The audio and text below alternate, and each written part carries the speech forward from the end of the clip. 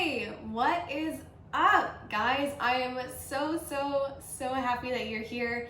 My name is Liz, and this is our one-pager on how to know your ideal customer by name.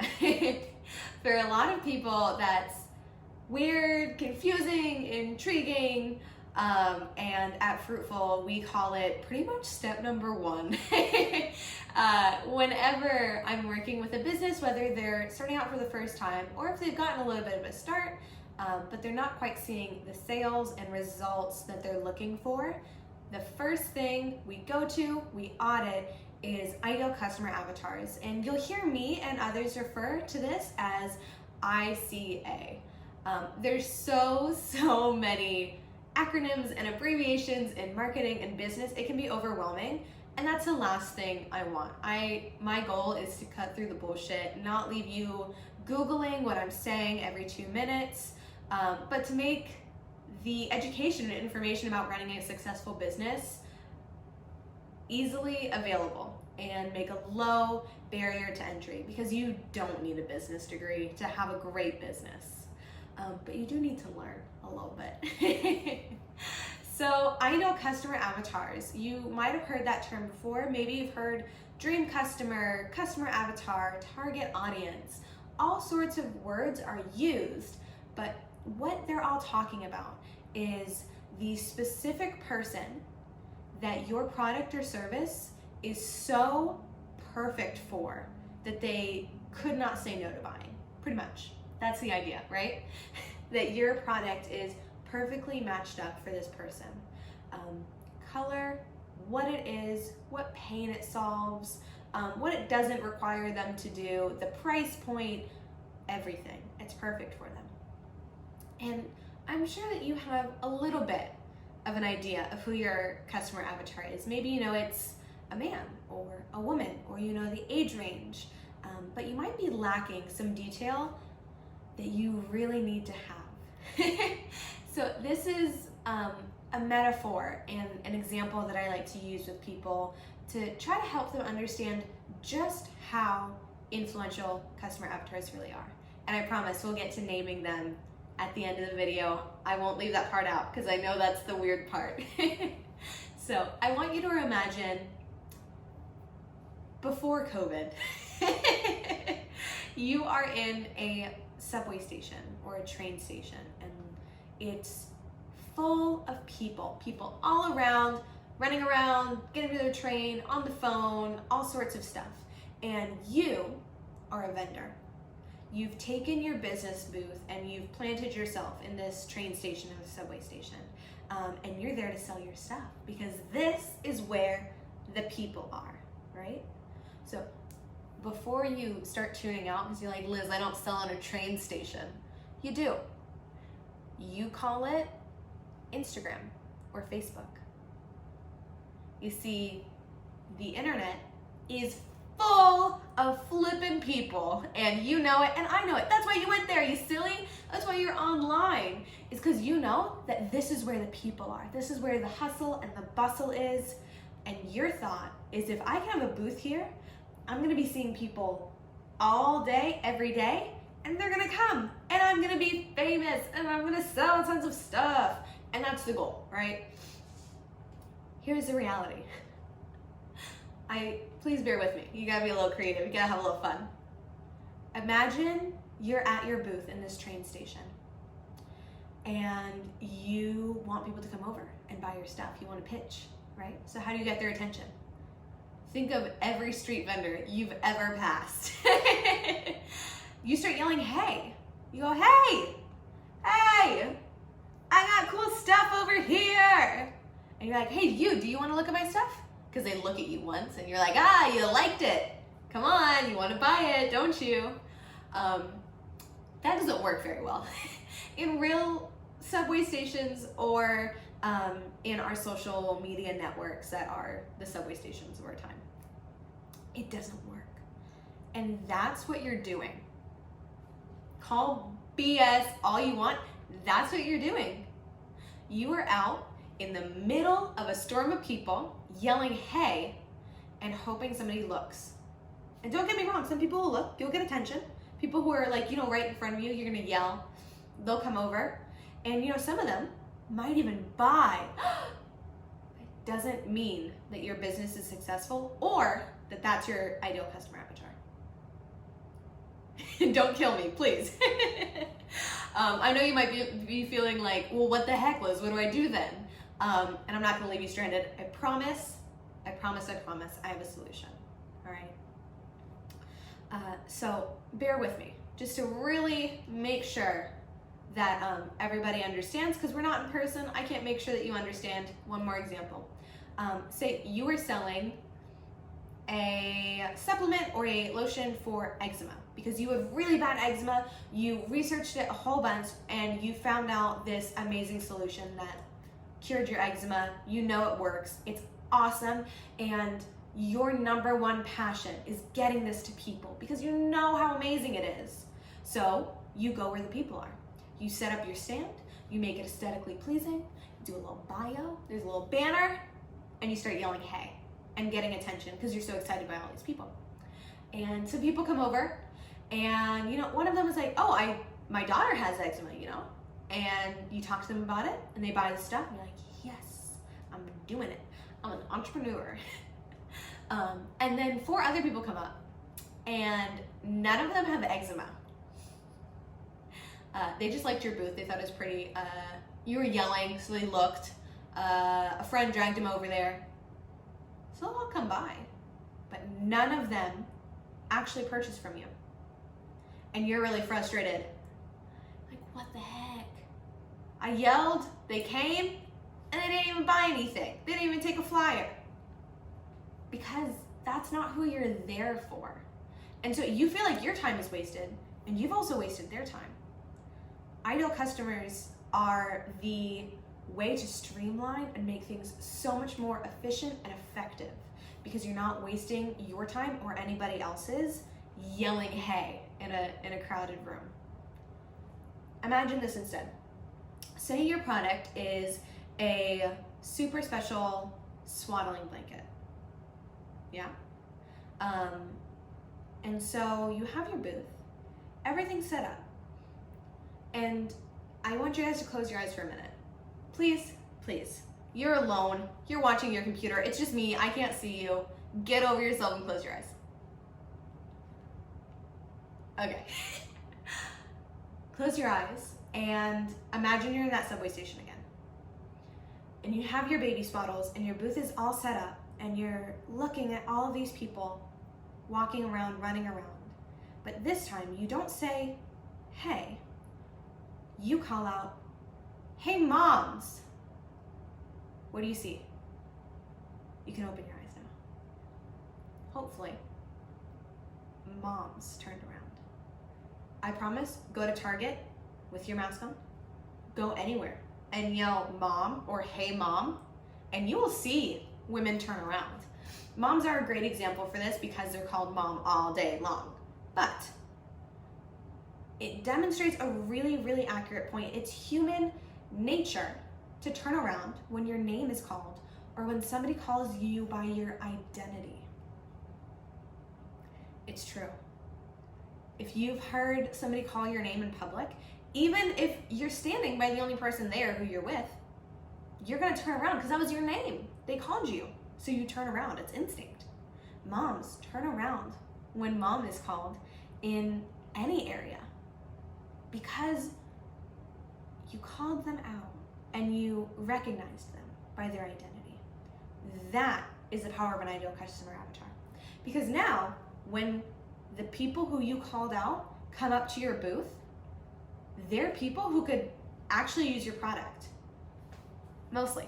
This is where most people get stuck. They say, yeah, I know my ideal customer is a woman or a mom. Isn't that enough? And it's not, because those moms that came over, some of them have newborns that need to be swaddled. Some of them have toddlers. Some of them have adult children. Some of them have, grandchildren. It isn't quite perfect, So that is usually how I like to explain the power of ideal customer avatars, because you are in a crowded area online. You are. There's tons of people yelling all the time. Social feeds are all these companies and businesses and friends and family yelling, hey, hey, hey, give me attention. Give me attention. And so if while scrolling, your ideal customer stops hearing a, hey, give me attention, and here's a, hey, you. And they're like, oh, me? Something about me and not about other people? They'll stop and they'll give you a little bit more of that coveted attention and screen time.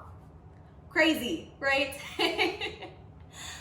It's awesome, and I swear if you will do this exercise, I won't promise you'll change the world.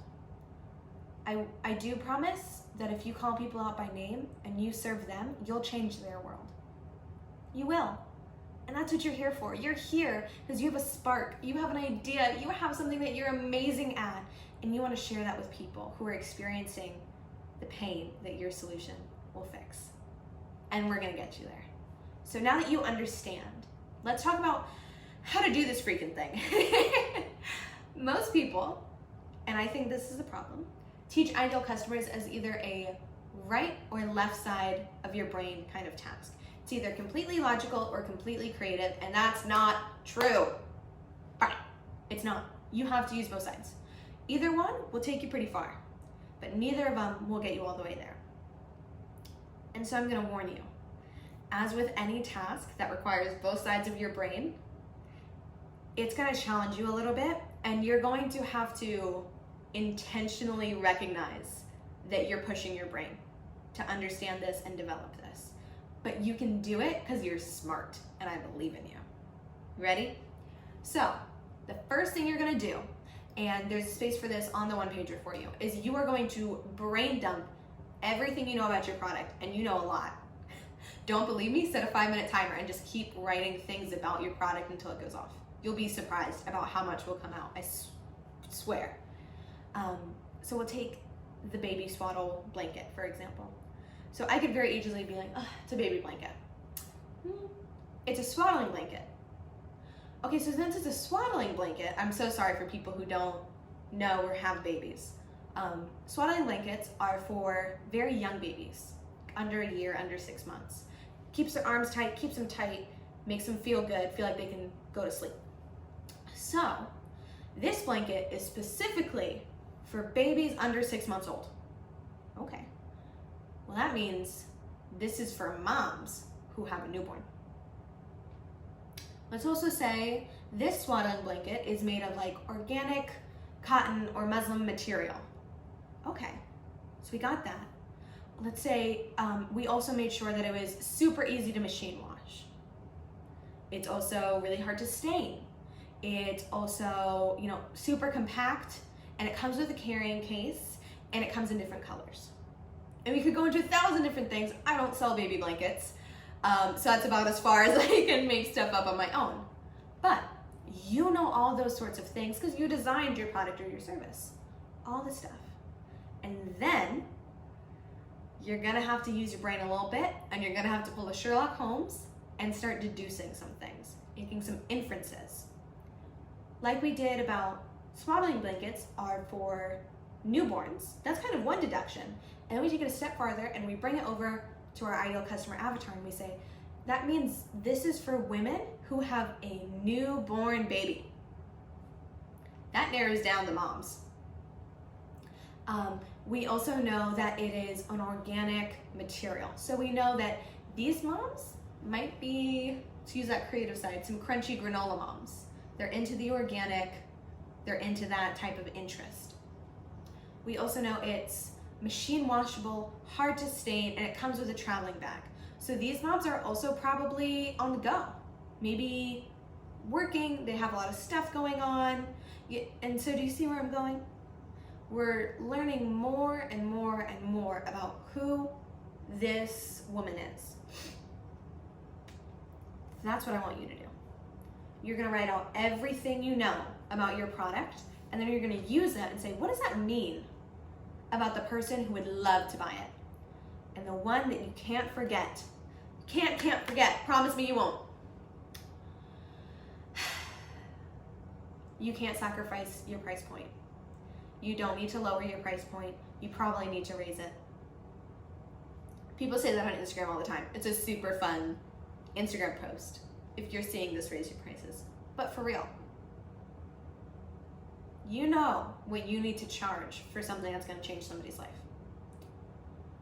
And so the cherry on top of the cake about who is the perfect person to buy your thing is that they have the ability and willingness to buy it. Not only do they have the money, they're willing to spend it on this kind of purchase. If you have a luxury item, you get to deduce, what their household medium income is. Where do they probably live because of that? These types of little itty bitty details are what will really come in handy as you are developing more of your business, more of your product lines down the road, and especially ads. I'm not saying you need to do ads now. Please stop panicking. Don't pull your hair out. But eventually, you'll probably want to do ads. And this is kind of what Fruitful Foundations is all about. I'm gonna break down real quick. It's having foundations now that will produce fruit later. You don't need to run ads now. But do you want to wait until you've painstakingly grown your business for 5 years, you're finally ready to eke out some ads, you hire an ads guy, and he's like, great, I need to know all these things about your customer so that when we spend your money on ads, it's well spent and it's going to the right people's screen. Do you want to have to refigure out all of this in 5 years when you're ready to spend ads? Or do you want to do it now, grow your business faster, and run more effective ads without having to add this into your busy schedule down the line? Boom, toasted. That is what Fruitful Foundations is all about, and it's a big part of why I am a huge advocate for doing ideal customer avatar exercise now. And you know what? You'll tweak it as time goes on. That's okay, but you need a base now. You really do, I promise. Because here's the thing. Here's how most people approach trying to sell people online. They want to sell to everybody, this big circle. This is everybody on the internet. So they put out their stuff, they put it out there for everyone, and they want everybody to like it and follow them. And that doesn't work. And so what we do with ideal customer avatars is piece by piece, inference by inference, we break it down. Gender, age, where they live, what their pain point is, what identity they're looking for. We break it down and make this audience smaller and smaller until we know exactly who's in here and we know that they want to buy that product. And the last one is that willingness and ability to spend on it, because you deserve to charge your value. And there are people who are willing to pay for it. You don't have to feel like you need to sell to more people because of this emotional thing that goes on. I want to sell to more people because that feels like more opportunity to get it out there. It isn't. Yelling in a crowded subway station, hey, you'll get 1, 2, 3 people to respond. When you call people by name and by identity, all of them turn around. All of them. That conversion rate, the rate of people who say yes out of everyone you're talking to, skyrockets. And that is what you want, I promise. And before y'all are like, Liz, people sell to stadiums full of people, of 10,000 people, and make all the sales and are millionaires. I know that, okay? Here's the difference. Those stadiums are not full of randos.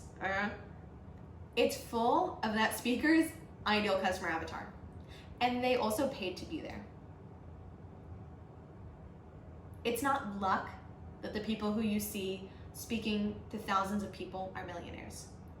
They've developed those audience and they knew exactly who they needed to sell tickets to have their butts in those seats, to listen to that person, sell them again. Sorry, that was a little real talk. You guys might hear me say occasionally, I feel like I'm a business big sister. I love you, I'm looking out for you, and if you act like a fool, I'm gonna call you out on it, all right? So now that we understand the importance and we've had that initial exercise, we brainstorm everything about our product and we take that and we deduce some things about who would love to buy it and who it would work for. After that, there are 10 key questions that you're gonna answer. These questions, they aren't just things that I've made up. I've spent years studying the highest performers in marketing and copywriting and business. These are the questions that they use as well to know exactly who to sell to, exactly who to write to in their copy, exactly who to post for on Instagram.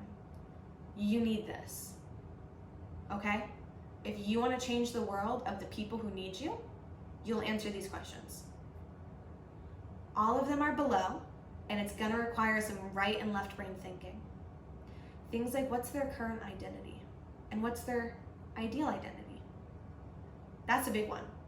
And I'll help you out a little here. The swaddling blanket. That mom's current identity is a tired, anxious mom who's always on the go, is trying to get her baby to fall asleep quicker so she can get back to managing her life. I really just made this example up on camera in front of y'all about like a swaddling blanket, put your baby to sleep in minutes, all of that. You can inference that. This woman needs it to be in a to-go carrier. She's trying to get her baby to go to sleep quickly. She's probably a new mom. She has a newborn. That's her current identity. She's probably stressed. What mom isn't stressed? She's trying to get this baby to go down to sleep. And so we can use what we've learned to say this is the current I am statement for her. Her ideal statement is I am a mom who is just having a great time with my new baby. My baby goes to sleep easy and I get my stuff done. Life is so much less chaotic. Like I'm calm, I'm peaceful. Think through those things. And maybe you need to do some free writing where you just are writing out kind of freestyle like I was talking, and then turn it into an I am statement for identity. That's okay. Really give yourself time to give the proper amount of attention to this exercise. You won't regret it. Because either you'll do it now and grow faster, or you'll grow slow and have to do it later anyways. We all talk. These questions are phenomenal. They really are. And once you get through all of them, I'd encourage you to type out or write out all of them as statements instead of questions, and read it out. This like bio of your ideal customer avatar, and tell me that you aren't blown away by how much you know about your ideal customer avatar. Like, you're gonna go from knowing a couple things to being able, if somebody asks you, to be like, oh, they're this and that, they feel this way, they're gonna feel this way, this is the pain that I'm solving for them, and this is, this was their excuse for why my solution won't work, but then bam, this is how I'm gonna convince them otherwise. It's awesome. Now the last part, second to last, I really don't want you guys to skip this. Please, like, pinky promise me, this is your pinky, I've guilted you into it, it's over. You have to now. At the bottom, there is a free PDF. I want you to take it, download it, upload it to Canva, however you need to edit it, print it out and write on top of it. I don't flippin' care. But you need to do it. You're strong, you're smart, you'll figure it out. This is a get to know me sheet for your ideal customer avatar. Now raise your hand, oh my gosh, we're not live or anything, but raise your hand at home if in kindergarten or elementary school you got a get to know me sheet. You filled out your name, your age, your favorite color, your favorite fruit, what games you like to play, how many sisters and brothers you have. Do you guys remember those? I remember those, they were awesome. They were really fun, we got to color them. We're gonna create a grown-up version of that for your ideal customer avatar. And here's why. Before you roll your eyes at me and say, no, Liz, I'm not doing a dumb arts project. Yes, you are, you already pinky promised me. You're gonna take all the information that you just learned and you're gonna fill it out in this get to know me sheet. If it makes you feel fancy, or call it a resume. You're gonna fill all that out so that right in front of you is almost this picture of your ideal customer avatar. And I really encourage you, there's a spot for a picture. If you're doing this right, you should be able to use some creativity and some logic to figure out, is it a woman? How old? Race? Maybe how their hair look like. Do they have dyed blue hair and they're 16? Are they an older man, so they might have some grays? Find a picture online and pop it in there. And then you're gonna name them. This is a little creative, and it's one of the most fun parts. And if you really start to stress, look up, baby girl names, most popular baby girl names, 1992, whatever it is, if that's your ideal customer's birth year. And then pick one of them, dude. It doesn't really matter, but you're gonna take that name and you're gonna assign it on top of that get to know me sheet, because now you're kind of emotionally involved. There's a picture, there's a name, there's all these details. You have a relationship with this person. And a final step, you're gonna print it out. Real printer and ink, not digital, right? Crazy. You're gonna print it out. You're either gonna have it on your desk, on a frame on your desk, hang it up on the wall, by your workspace, whatever it is. Don't skip this, okay? Don't skip this. You're gonna print it out and you're gonna have it by your desk. And almost every single decision that you're making for your business while you're sitting there, you need to look and say, would Maria like this? Would Greg like this? Because, let's say it together, your business isn't for you. It's for your customer. And so sometimes, even if you're kind of loud and spunky and you like tons of weird colors, maybe the person that you're serving isn't super outgoing. Maybe they're a little more introverted. Maybe. And so you have to consider that. Maybe they like neutrals, maybe they like pastels. Those things seem silly, but that's how they'll know that what you're putting out into the world is for them.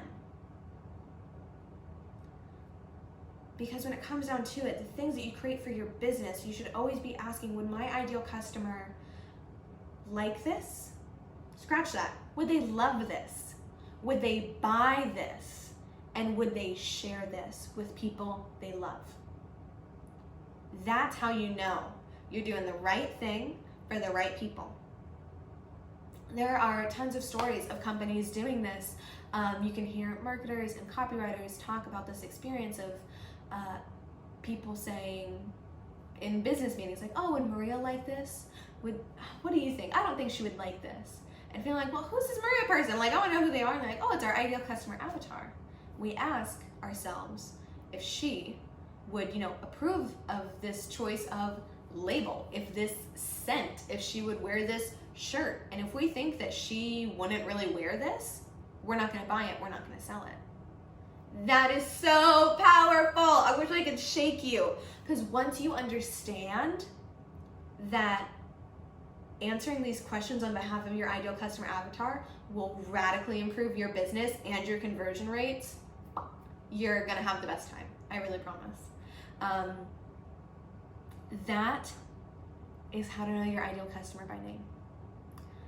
I loved talking about this. I love talking about all of this stuff, not just ideal customer avatars. That's why I do it for a living. I could talk about it for forever.